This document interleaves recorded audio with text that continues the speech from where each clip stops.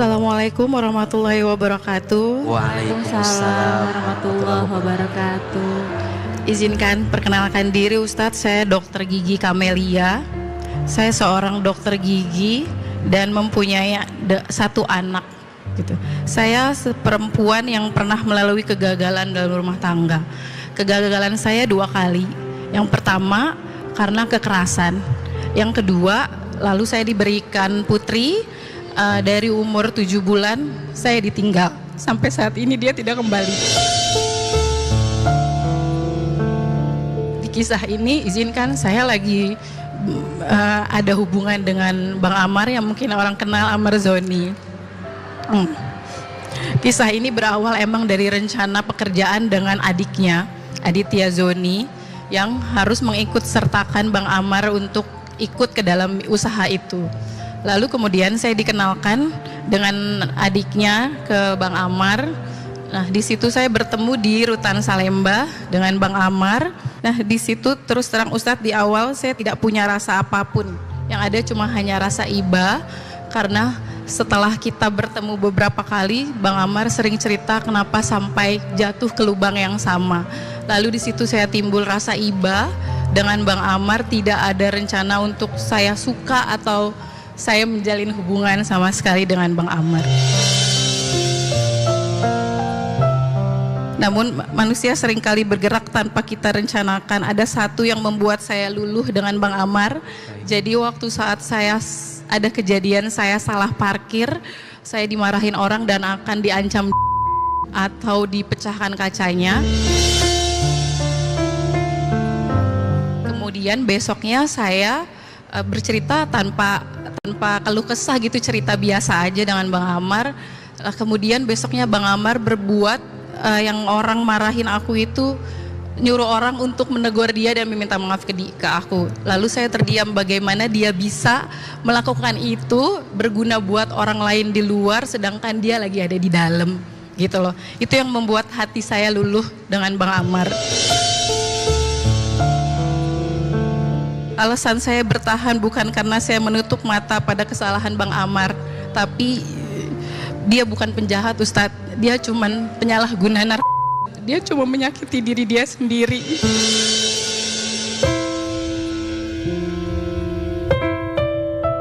Saya melihat dia secara laki-laki yang bertanggung jawab gitu. Dia cuma salah di penyalahgunaan dan lingkungan. Dia harus dipindahin dari lingkungan yang menurut saya salah gitu loh.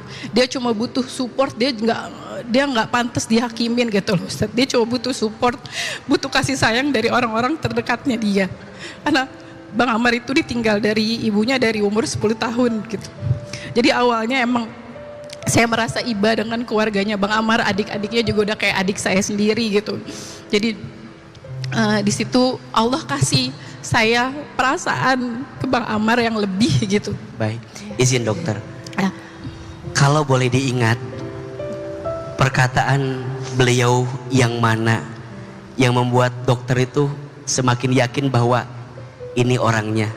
Ya, dia ingin sembuh, bantu aku untuk sembuh katanya. Oke, jadi Bang Amar minta pertolongan ya? Ya, bantu aku, support untuk aku sembuh dari semua ini gitu. Baik, kalau boleh tahu sepanjang dokter ngobrol sama beliau, apa yang kadang beliau masih ngerasa sakit dalam hatinya? Trauma dok, trauma Ustaz, trauma yang terlalu banyak yang meninggalkan dia. Dari mulai ibunya, lalu adiknya. Pertama adiknya, adik perempuan yang namanya Siva 2 tahun meninggal, lalu ibunya gitu. Jadi trauma yang sangat menurutku sangat banget, dia sakit gitu. Banyak dari masih kecil saya melihatnya gitu. Sudah banyak kehilangan lah gitu. Jadi sejak saat itu saya yang mengurusi semua kebutuhannya Bang Amar.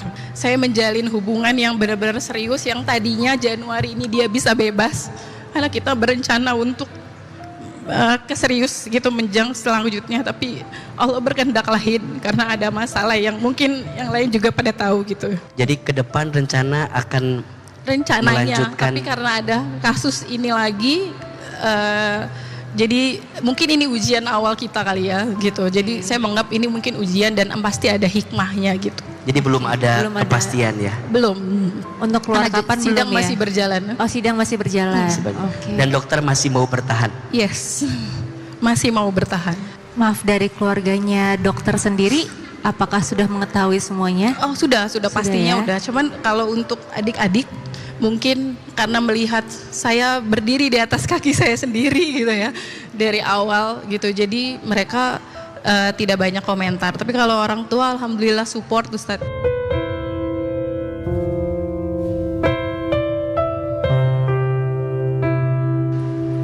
Jadi di sini saya mau bertanya Ustadz, banyak orang menilai saya salah karena bertahan dengan Bang Amar. Bagaimana membedakan antara kesabaran yang berpahala dan kesabaran yang menyakiti diri sendiri? Yang kedua Ustadz, saya mencintai seseorang yang punya masa lalu kelam. Bagaimana Islam memandang cinta kepada orang yang sedang berjuang dengan kesalahan masa lalunya Ustadz? Bunda. Iya, Aa. Pertama Dokter Kamelia, terima kasih sudah hadir di kajian hati. Tentu tidak mudah menata hati atas rasa cinta yang Allah titipkan. Setuju? Cinta itu yang ngasih siapa? Allah. Cinta yang menggerakkan siapa? Allah. Hati yang membolak-balik siapa? Allah. Selama di hatimu ada Allah, dan selama di hati beliau juga ada Allah, maka kalian dipertemukan cintanya karena Allah. Tidak ada yang salah mencintai seseorang yang kelam masa lalunya. Karena aku tidak menikahi masa lalumu, justru aku menikah karena aku tahu ada kebaikan di masa depanmu. Setuju? Maka di antara adab yang perlu dihadirkan dalam cinta adalah jangan selalu mengungkit masa lalu pasanganmu atas apa yang pernah terjadi dalam hidupnya. Jadi kalau dokter bertanya apakah saya salah? Saya kira tidak salah. Karena cinta yang menggerakkan Allah, cinta yang menggenggam juga adalah Allah. Tapi dengan catatan, jangan cinta karena manusia. Manusia ada berubahnya. Setuju? Cintanya harus karena Allah. Maka rumah tangga itu nanti seperti segitiga. Di tengahnya Allah, di samping kanannya suami, di samping kirinya istri. Kalau dua-duanya mendekat sama Allah, pasti Allah kasih kekuatan. Sabar dalam satu pilihan, apakah ini berpahala atau menyakiti diri sendiri. Tentu ini pilihan yang tidak mudah. Tapi saya percaya yang namanya cinta harus diperjuangkan. Semakin besar perjuangannya, semakin besar pengorbanannya, maka semakin besar pahala yang Allah siapkan di dalamnya. Ini kan kalau bahasa anak sekarang itu cinta ugal-ugalan gitu. Udah tahu masa lalunya, terus sekarang juga lagi kena kasus hukum, lagi berproses. Rasanya kan kalau pakai logika nyambung gak? Mungkin orang bilang bodoh, mungkin orang bilang kok kamu gak mikir. Tapi lagi-lagi ini cinta. Maka jangan pernah menyalahkan seseorang yang dititipkan rasa cinta oleh Allah.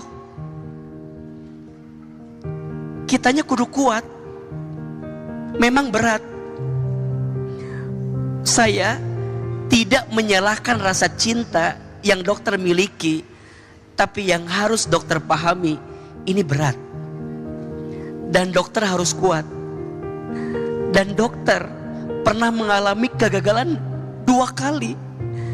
Maka untuk menata ke depan tidak mudah. Maka kalau boleh saya usul dan saya saran, jangan terlalu cepat memilih langkah yang belum tentu itu tepat untuk hati kita. Kuatin istikharahnya, kuatin istisyarah. Istisyarah itu minta pendapat dari orang terdekat. dari orang tua, dari guru, agar pandangannya bisa lebih luas, sehingga kita bisa menyimpulkan nanti jawabannya seperti apa. Dan nanti istifta, tanya hatimu, kira-kira ini tepat atau tidak. Jangan sampai hatimu yang tulus tapi tidak dibalas dengan hati orang yang serius. Tapi lagi-lagi hatimu juga butuh bahagia, Dok. Jangan memaksakan sesuatu yang khawatirnya mengantarkan sesuatu yang tidak baik untuk hatimu. Mudah-mudahan beliau yang sedang menjalani sekolah hari ini, beliau yang sedang menjalani pembelajaran hidup hari ini, bisa mendapatkan hikmah. Dan ingat, orang baik itu bukan orang yang tidak pernah punya salah, tapi orang baik adalah orang yang segera memperbaiki kesalahannya setelah dia pernah terjatuh dari kesalahan. Jika jalannya mudah, dilancarkan, semoga kelak rumah tangganya sakinah, mawadah, warohmah. Amin. Tapi jika dirasa menurut Allah bukan ini jalannya, lapangkan hatimu. Bang Amar juga lapangkan. Percayalah, tidak ada kebaikan yang sia-sia. Pada akhirnya kebaikan itu akan bermuara pada kebahagiaan yang lainnya, insya Allah. Mungkin orang banyak nggak tahu, saya cukup lama menyendiri, 5 tahun saya menyendiri gitu. Susah membuka hati, cuma Bang Amar yang bisa membuka hatiku untuk oh ya yuk gitu, yuk jalanin sama-sama, perbaiki yuk sama-sama gitu.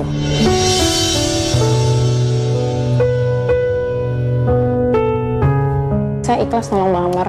Balik lagi, jodoh di tangan Allah. Kalau seandainya emang aku tidak dijodohkan sama Allah, aku ikhlas dan aku tidak apa-apa. Untuk saat ini saya pasti nemenin dia sampai urusan selesai sidang, selesai permasalahan ini. Ya saya berharap mudah-mudahan permasalahannya dia tidak dinyatakan tidak bersalah, baru kita pikirin ke depannya gitu.